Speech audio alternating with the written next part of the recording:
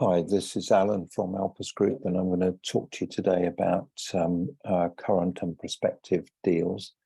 And one of the things that I've done just today is run a search on commercial property, which I've got 32 items returned as search results, and I expressed interest in one commercial building in Aldershot. It's essentially a light industrial building and could be suitable for conversion to residential. It's apparently sold subject to contract, but since some sales fall through, then I've sent an email to the agent asking them to contact me in the case of this deal falling through. It doesn't proceed to completion because it's exactly the sort of light industrial that we could convert into residential. So that's one positive for today, albeit unfortunate, it is under offer. There are 31 other items on the search, so I'll see if I can find those items to show you. But to mention that I did do a video about 180 properties which are for sale.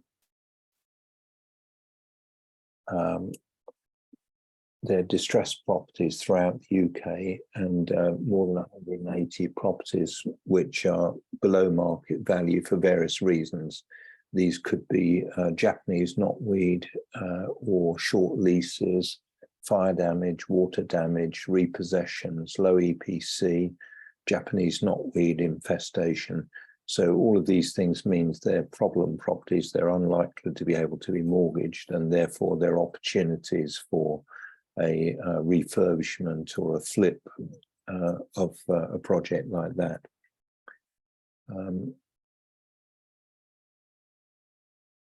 Another thing which I've been looking at this week is permitted development, and I've got the Alpus use class case, which is a guide to changes to the use classes order in England. It's produced by Alpus, well-known surveyors, and it gives the guidance about the permitted development rights which apply since the 31st of August 2020, and then subsequently from 1st September 2020. So if we take, for example, a shop not more than 280 square meters, mostly selling essential goods, including food, and at least 1 kilometre from another similar shop, so that's like a local store, use class up to 31st of August was A1, and it's now use class F2. We take an ordinary shop, use class up to 31st of August 2020 was a use class A1. Use class from 1st of September is class E. Financial and professional services, not medical, use class was A2, is now class E. Cafe or restaurant was use class A3, now general class E. Pub or drinking establishment was use class A4, now would be sui generis.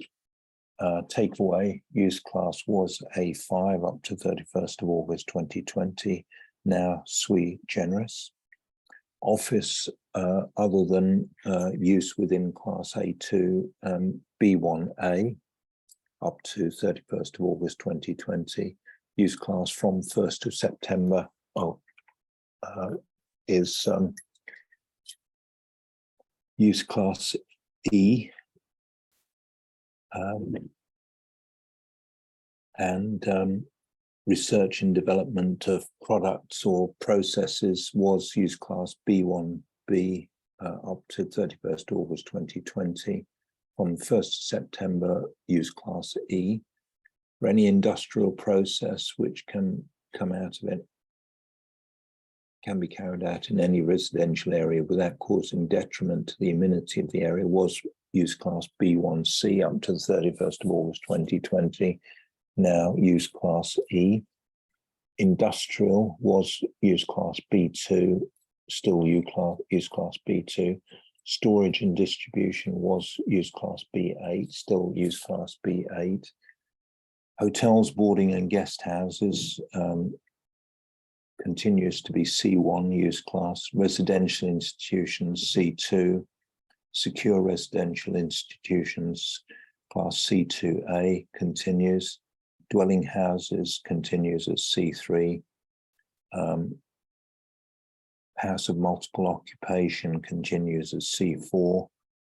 Clinics, health centres, creches, day nurseries, day centres was use class D1 up to the 31st of August 2020. Now use class E. Schools, non-residential education and training centres, museums, public libraries, public halls, exhibition halls, places of worship, law courts was use class D1. It's now use class F1.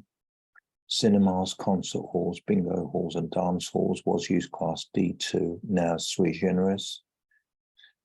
Gymnasiums, indoor recreations not involving motorised vehicles or firearms was use class D2, now use class E. Hall or meeting place for principal use of the local community was use class D2, now use class F2. Indoor or outdoor swimming baths, skating rinks and outdoor sports or recreations not involving motorised vehicles or firearms was use class D2, now use class F2. So that's quite a useful guide available from Allsops. And I'll just mention this distressed properties list, which I referred to earlier.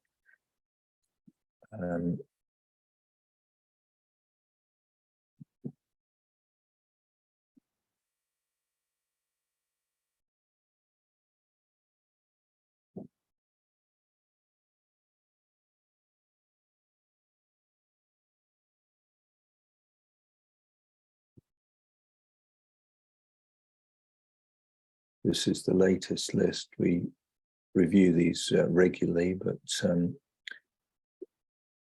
these are all of the 180 plus deals that are available potentially if you're interested in different parts of the country. So here's the map of the UK, and this is the points of location of each of these deals. So right throughout the UK.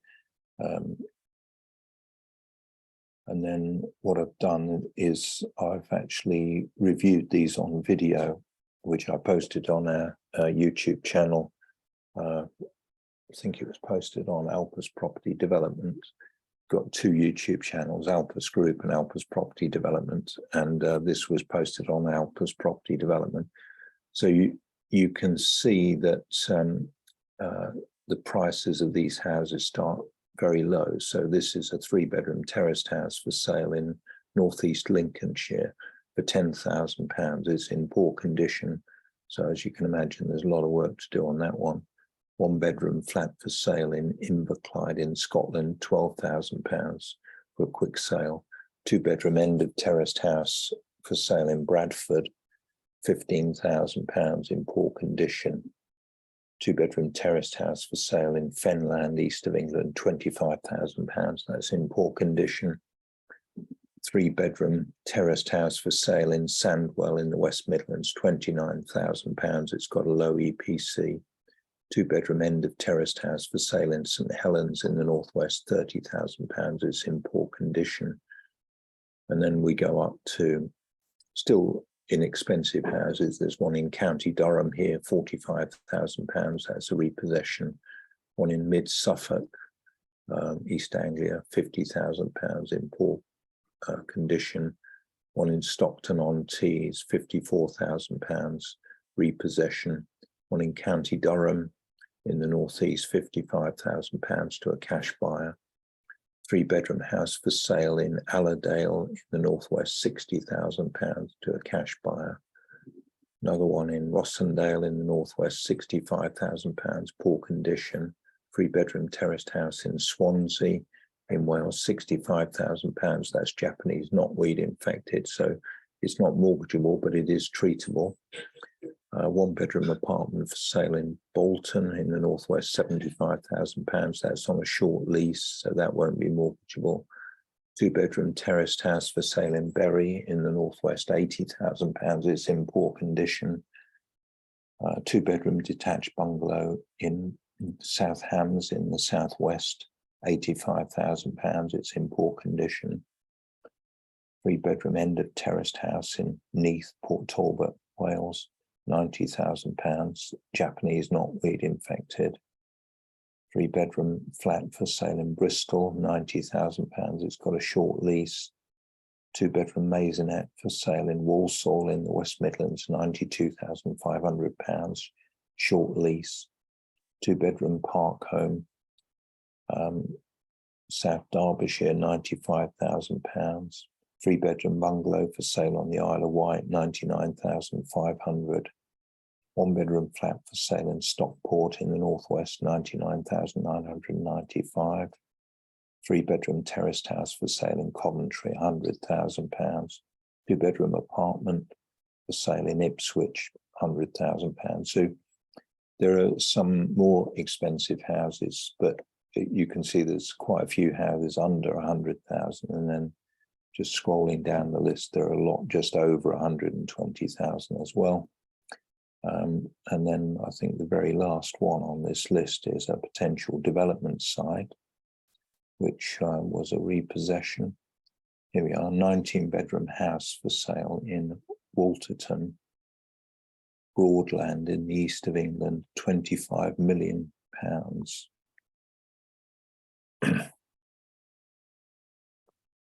So that's it.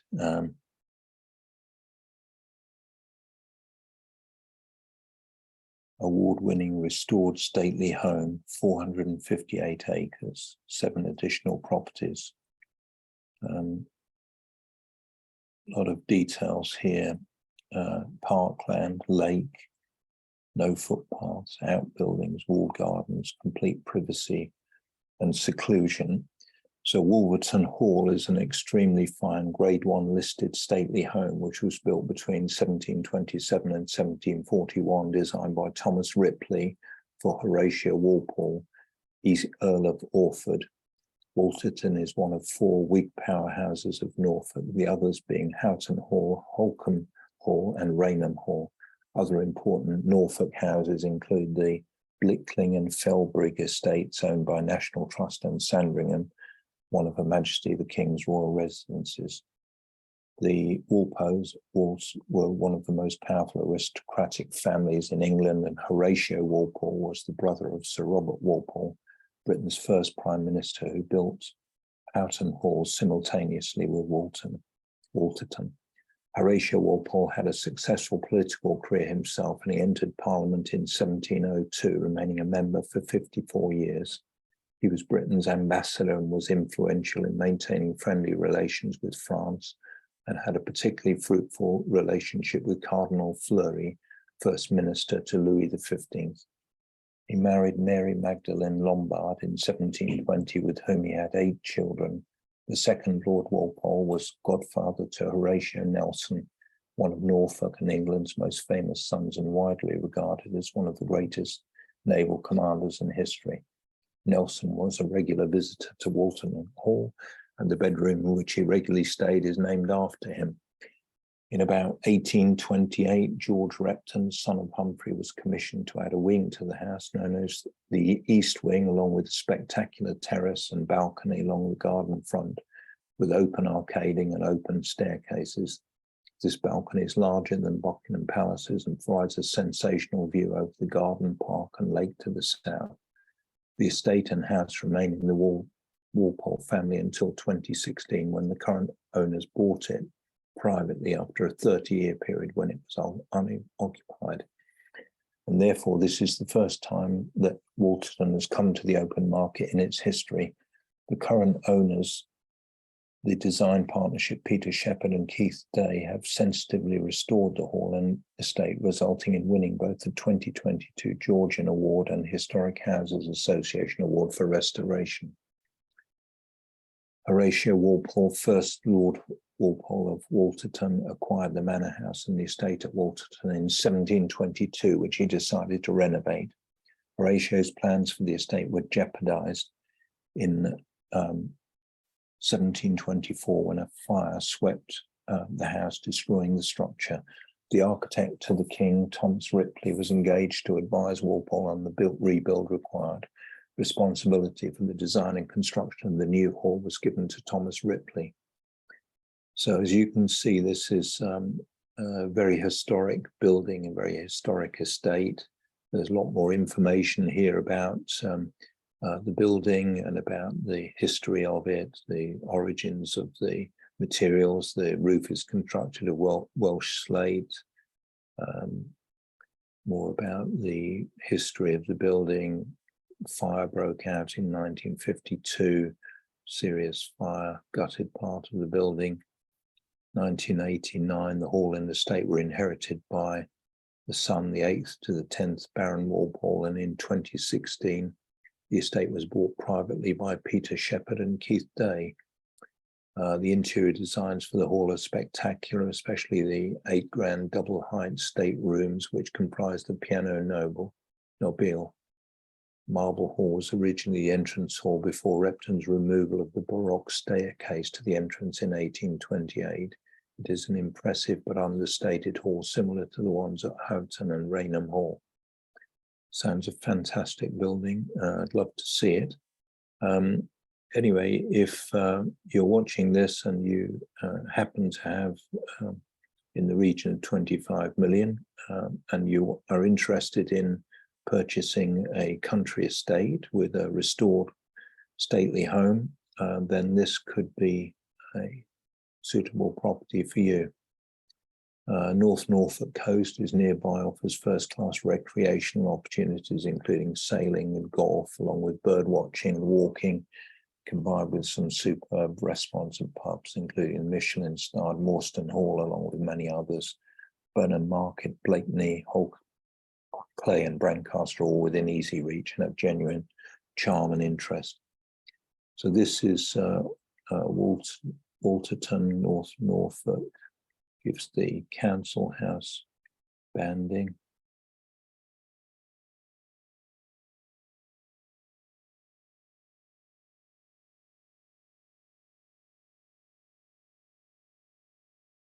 So nearby towns are Burford, Briston, Saxthorpe, Aylsham, Cromer, Sheringham. So it's in the northeast corner of Norfolk, and Wolverton is quite clearly a superb location. Let's see if we can have a look at the street view here. Yeah, this is the lovely old building. You can see why it's Grade 1 listed. Superb brickwork, stonework, decorative statues. It's a marvelous building. So let's just look around. Yeah.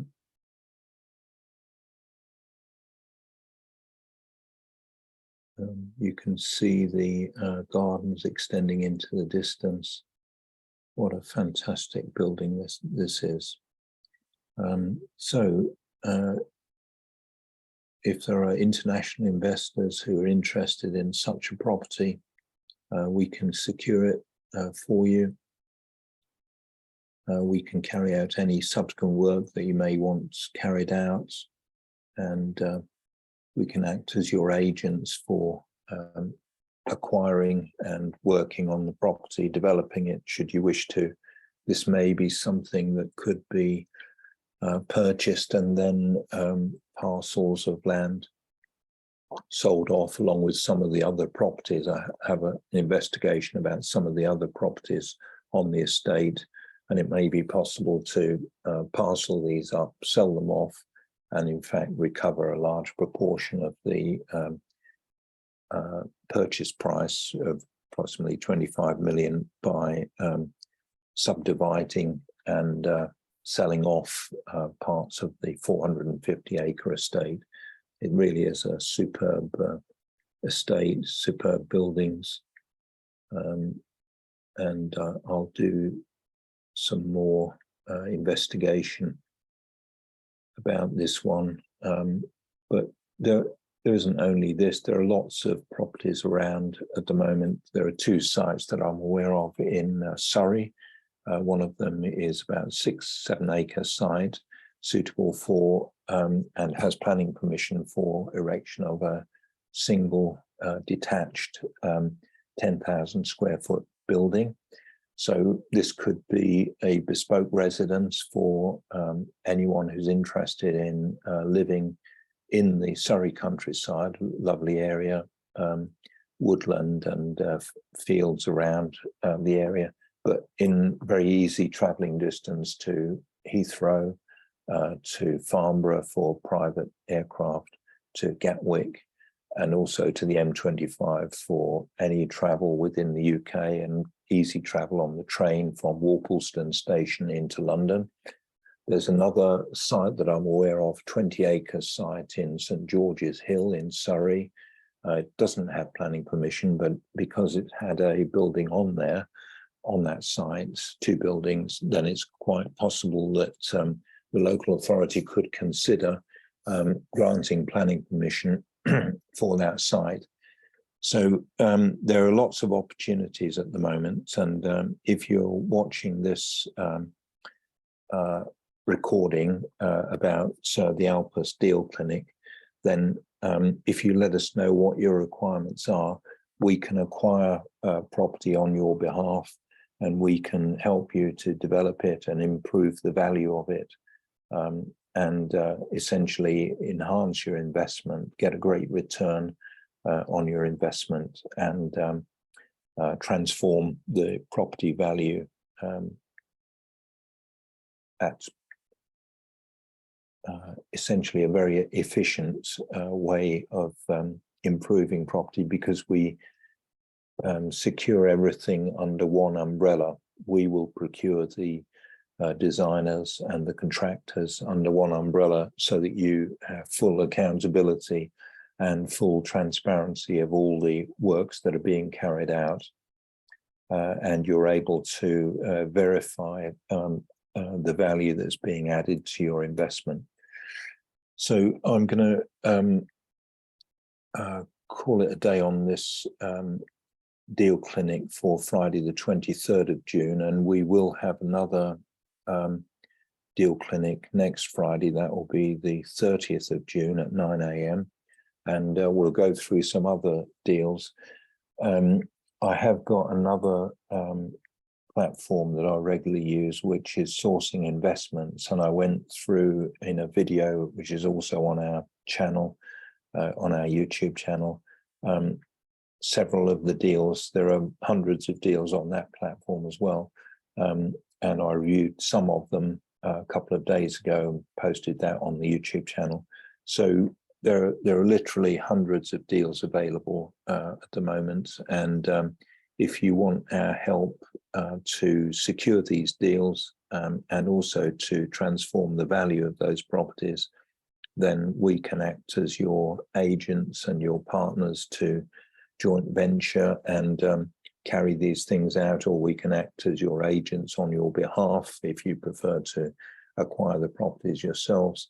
But because we're familiar with UK legislation, we've got lots of contacts and database of contractors in the UK, then we can act as your agents for securing any property within the UK. And in fact, we have a sister company in Slovenia, so we can actually operate throughout the European Union through that company, Alpus DOO.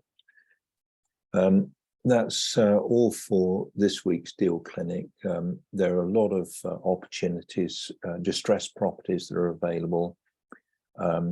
deals that are available on the sourcing investment platform. I've got lots of other deals from other sources, and in particular, we're focusing on holiday lets in tourist areas in the UK. We're also focusing on apart hotels, so that's taking existing C1 use class buildings being used as guest houses and hotels, and transforming these, transforming the efficiency and therefore transforming the value of such buildings throughout England. If you're interested in any deals at all in the UK or in Europe or even further afield, then call me, that's Alan, on +44 7539 141257 or +44 333 224 1257. You can schedule a call with me at calendly.com/AlanJE, or you can drop me an email at alan@alpusgroup.com. So that's all for this week's deal clinic. I need to go because I've got another appointment just now. And there'll be another deal clinic at 9 o'clock next Friday. That's the 30th of June. Cheers for now.